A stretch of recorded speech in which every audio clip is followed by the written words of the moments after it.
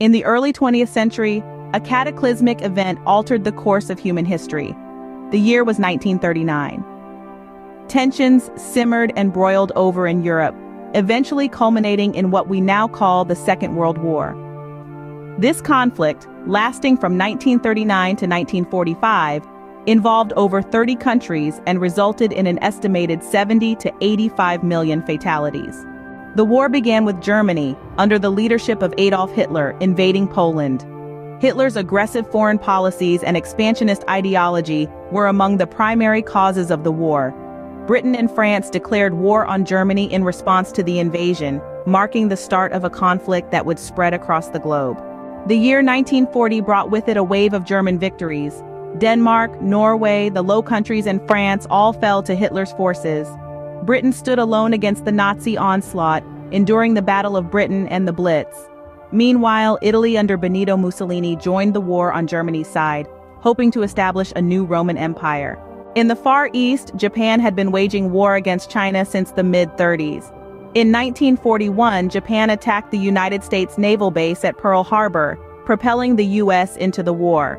This attack led to the formation of the Grand Alliance, a coalition of nations including the United States, Britain, China, and the Soviet Union, united against the Axis powers.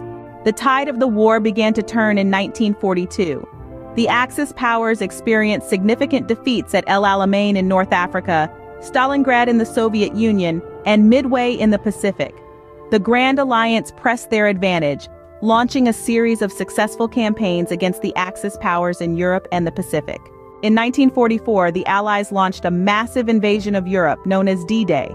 The liberation of Europe had begun. By the spring of 1945, with the Allies closing in and Germany in ruins, Hitler committed suicide in his bunker in Berlin.